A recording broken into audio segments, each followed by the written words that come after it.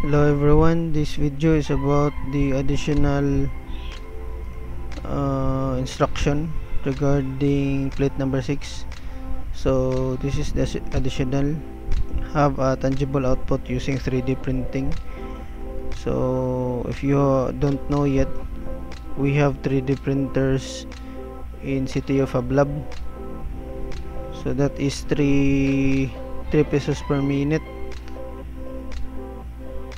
So ako siyang estimate, if you will just make something like mga 10 by 10 centimeters, that would take 2 hours, mga 2 hours siguro. So kay 2 hours man siya, 60 times 2, 60 times 3, that is 180. So gusto mo mga 200 kapin. So 200 kapin divided by na may uban ninyo 7 silang 180 times 2, so 360. So 300 di 200 kapin din sa ipin ko. 360 divided by 7. So gusto mo mga 50 i-uno. Hopefully mauna siya. Anyway, tingnan ko ninyo kung magpa-print mo dito kay mugawas man guna dito kung pila ka oras. Before mo print, mugawas kung pila ka oras maman og print. So makabalota kung pila ang inyong lang bayaran, but based on my estimation kani mga 2 hours ra gid ang atong spent. So dapat mabilow lang ta sa below 500 lang para dili mo madak-an og gasto ani. Okay, so kana now sapa. So regarding aning anong pahimo dito mga ni, giingon naman to na ako sa chat. So pwede ninyo magamit in your third year. So you will be making devices or mag-ibento mo devices, and then you can use this knowledge in making your prototypes. Okay, so kana nindot gini siya actually nga knowledge or information nga inyong nabawan. Labi na to katong mga kurso gyud ninyo sa inyong course, sa inyong linya. So pwede gyud mga himong mga inventor ani. Okay, next is the deadline. Deadline ani is not may 27 isa, but lahi-lahi mo deadline for the 2D to 2C2 and 2C1 this sa 27, but for the 2D1 is 28. Now this deadlines is only for your printouts. Okay, so your 3D deadline is 30 and 31. For 2D1 it's 30. For 2D2, 2C1 and 2C2 it's 31. So that is the same deadline with your compilation. Okay, so kana. Now regarding sa drawing ninyo kani saan man yan? Sige, let's say for example na humana mo sa inyong drawing, sa mauna na inyong drawing. Now make another drawing kani, and then copy na lang ninyo. Copy. And paste it here.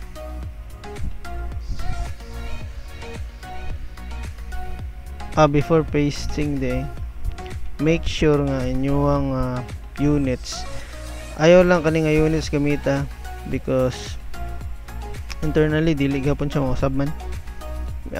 Murag na explain naman siguro na ako ninyo. Yes, murag kay namdam ko sa tanan baka tong section. Anyway, ayaw lang ni siya nga units, so kanila gamit dash DWG units. So millimeters naman siya, millimeters atong gamit lang niya kay mao po i-suggest dito sa FabLab katong nag-manage dito sa FabLab. So 3. So mao mo gani nakalahi. Let's say for example ato na siyang ilisan units, ato siyang ilisan ng centimeters. Okay, balik na to units, centimeters na siya. Now in DWG units, that is not change, still in millimeters. But if we apply this one, we use the dash DWG units. Let's say for example we will change it to inches. Engineering for architectural, pwede ra enter. Enter. Yes. So if we type the command units or UN, naka inches na siya, mao na siya nakalahi. So katong dash DWG units, mura to katong units nga command, murag I don't know, wala naman siya epekto gid actually. Pero katong dash DWG units, kato mo usab gid siya, pwede ra pakiton ta mo sa nakalahian nila. Dash DWG units 3, balik na ko 3 ha. So naka millimeters ako, decimal, enter. Now let's say for example gani naka millimeters mo ko sa. So when I make a drawing, let's say for example rectangle, 5 kani siya is in millimeters mo ko, naka millimeters mo ko, diba? So this is 5 millimeters. Now if I change this one into centimeters gamit ng units nga command or UN, na ako ilisag centimeters. Okay, ang 5 by 5 niya is still the same ba? So kanang 5 man good is per unit man siya, 5 units ana. Now if I will use the dash DWG units, I will change it to centimeters. 4, enter. So nawala siya. Ano nawala man siya? Because I am currently using the unit centimeters. So asa naman dito itong drawing? Tara itong drawing. So these drawings, ang dimensionan is converted to centimeters na, di ba? 'Di ba ang 1 millimeter is equals to 1 millimeter is equals to 0.1 centimeter. 10 millimeters is equals to 1 centimeters. So as you can see here, ang 5 millimeters is converted to centimeters. That is why nahimo na siya 0.5. Now wait, maghimo ko drag 5 by 5, enter, mauna na siya ang centimeters. Ato na siyang dimensionan, naka centimeters na siya 5. If I go back to dash DWG units, balik millimeters, sorry, 4, 3, enter. Okay, so kasama ito itong drawing, zoom, enter, enter. So igtanaw na ito balik ani, naka 50 na ni siya because we are in centimeters. 50 centimeters is equals to 50 millimeters is equals to 5 centimeters. Balik ito po tag 5 dari. Okay, so mauna akong ba't pasabot ninyo. Now kani sa inyong drawing, kung nahimo na ninyo dari, because kani ang atong drawing is na-convert lang ni siya into centimeters. For example, isa 1:2, yeah, 1:2 po rin siya. Naka-centimeters na it's because of our printing. Kani. So, kung 1:1 pa ni siya, naka-millimeters gini siya. but because ako nang giilisa ng unit of 0.1, 1 is 2.1, mao na siya nga nahimog centimeters ang ato nga kani print out. Okay, so I'll copy this one, this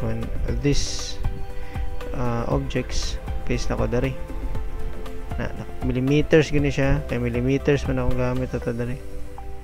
So if we will add dimensions ano niya, UCS for example kanilang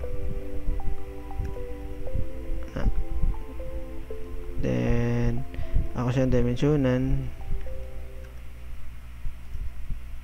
kana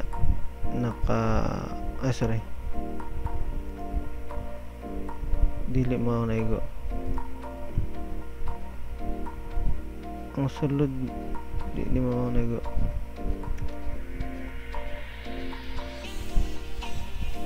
ano kaya UCS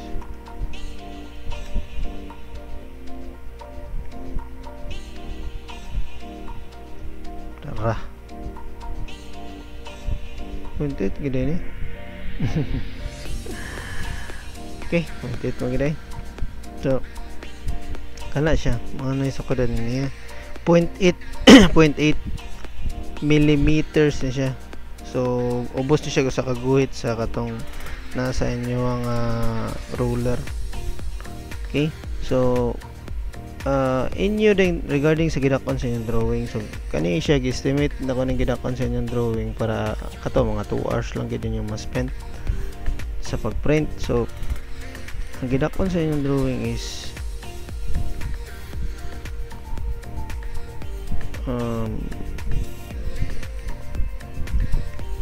50 by 50 millimeter 50 by 50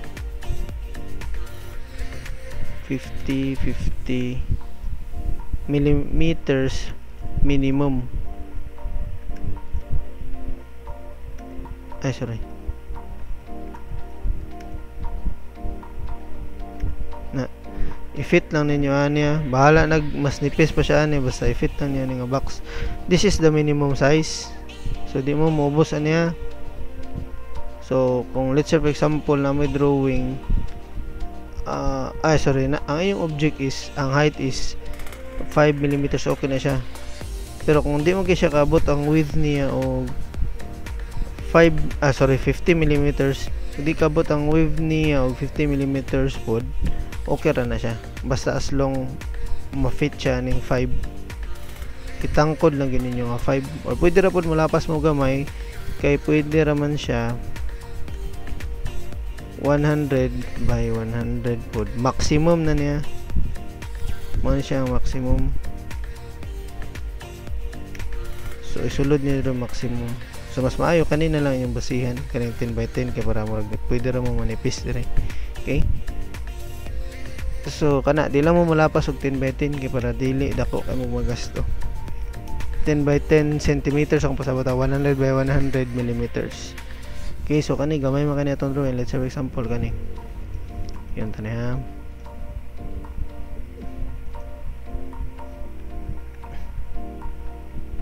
So kani siya ato ni siyang padak-an kay naka millimeters man ta, ay convert na to kung padak-an na to siya nga pang centimeters na gud siya kay kamay magyud sa tanan. Pwede ra na to siya scale. Pila man kung millimeter siya. So ato ni tanaw ng gidakpan niya.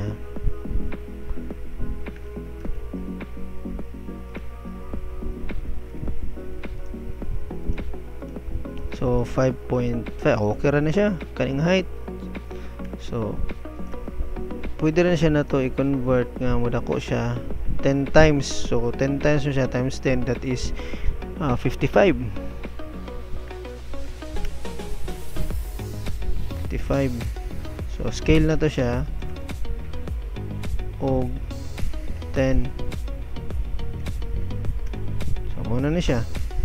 Ito siyang tanawin balik dito.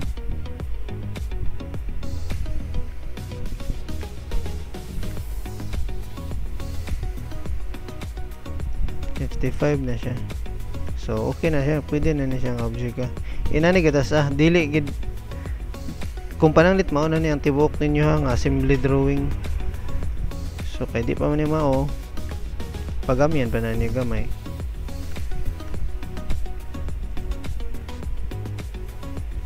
Okay, so next, let's say for example kani regarding sa joints,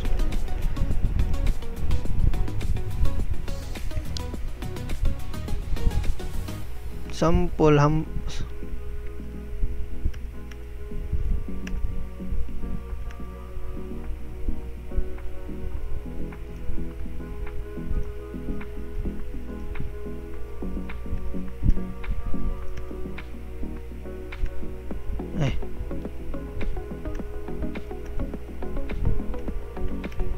sample kani siya, sampak yung kayo na wala na siya sorry, wala na siya space dire kay di ni siya maliok-liok so pwede rin na ninyo 0-0 lang ninyo. Now what if gusto mo nga maliok-liok na siya nga part or ma-revolve or ma-rotate?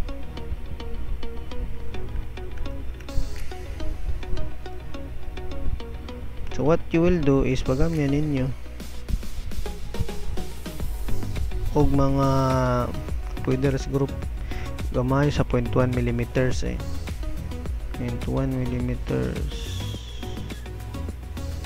Pero actually pwede mo na to siya lihaan kay di pa ko sure ani good ko sila sample dito gud nga na print na gud nakita gyud ko nga unsay gidakon, pero siguro 0.2 lang pwede rin na lihaan na 5.2 basig luwag na millimeters man pud na. Sige 0.2 millimeters lang offset mo distance 0.2 sulod na.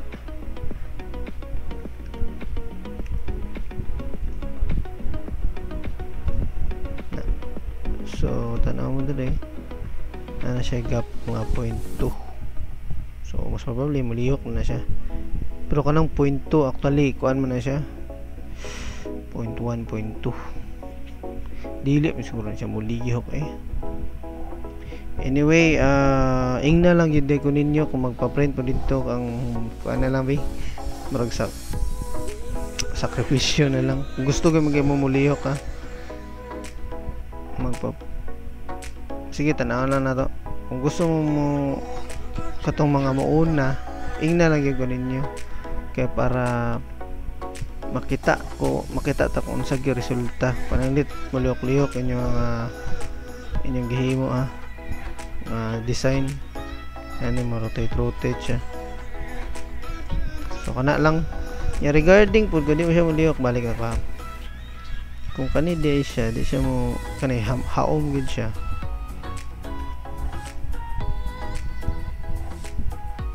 What you're going to do, ang mahitabo mo gudan na is ipaslak ninyo ani dire na siya friction kayo kay because this one kani siya sharp edge siya ipaslak ani kay 0-0 mo ni siya medyo dili gyud siya mahaom dire. Now what you're going to do is basin pa kay huot gyud kay ni siya kay 0-0 mo guni naa man gyud siguro na gap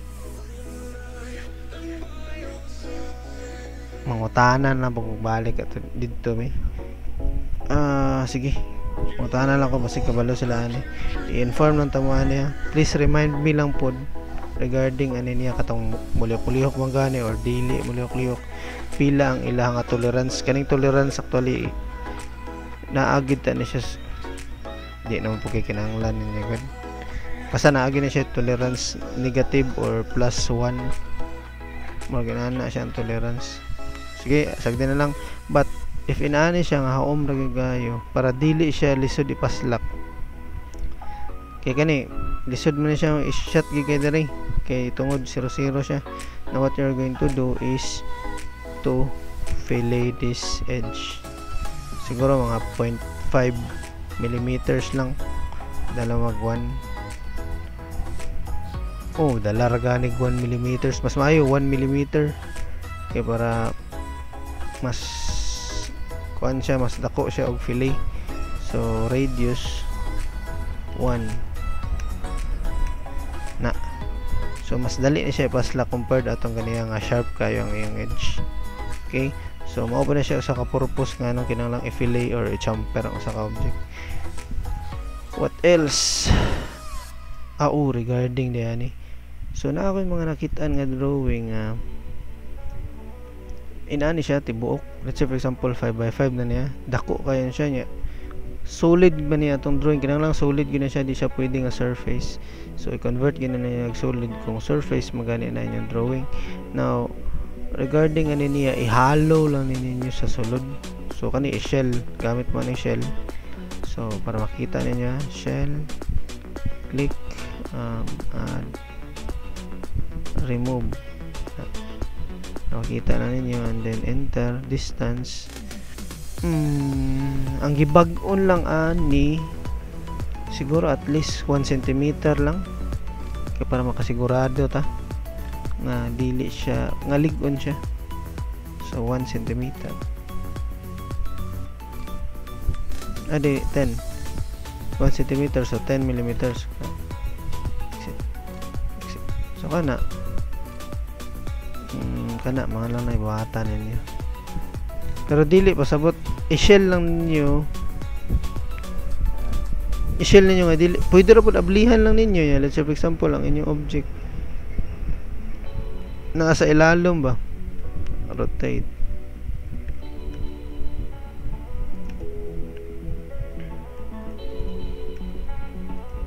na sample di kay katong na ako nakita mga robot pwede ra dito sa ilalom kung wala mo mga joints dito, pwede ra ihalo ninyo nga inato nga makita ang kani. Pero what if dili siya napo mo ipangbutang diri nga mga bangag-bangag, mga joints. So what you can do is i-shell na lang gid ninyo.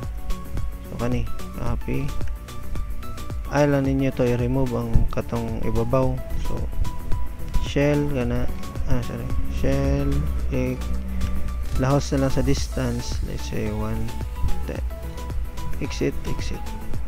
So tan-aw na niya ni to the frame. So naa na siya hawang sa sulod. Okay, so pwede rin na naon niya, mas may na neon gud ninyo kay para mas makadaginot pud mo, kay kung inani mo gud mas dugay siya i-print kay mas daghan yung materials pud nga kinahanglan. So sige pa siya kana daghan pa kay siya buhatonon. So what else? Apa ba?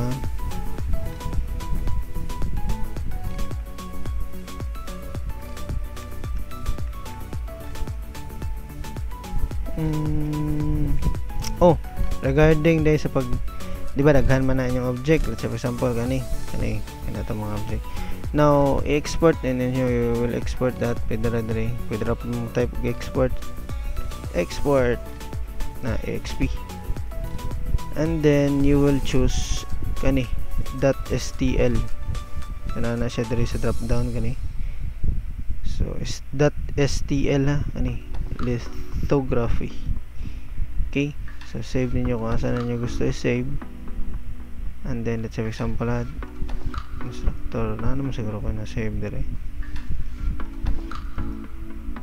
STL tara na ako na save STL sample na.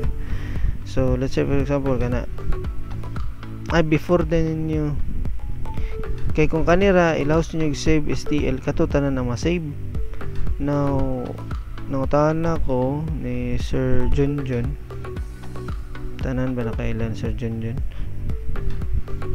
tanan ba na under niya? Sige sagdi na lang ang tagsa-tagsa gyud kuno ang kinahanglan tagsa-tagsa gyud ang object kay i-load man po na siya dito, di man na siya di na siya pwede nga ma-select ka nya maura ni print nimo.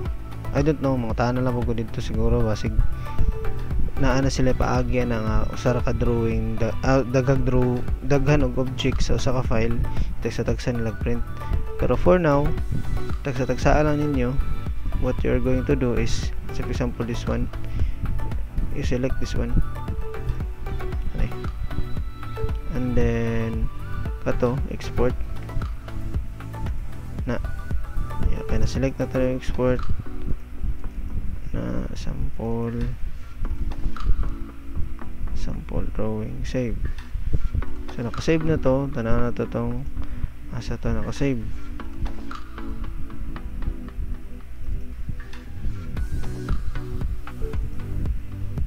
Tara. So makita ninyo dire sa preview mo na siya. Yan katong usama na siya. Gihimo na ko. So tagsa na siya ka file. So muna siya itong i-submit dito para mo i-print nila. Okay? So I guess that's all. Kung naman mga pangutana, please. Pangutana lang gid mo.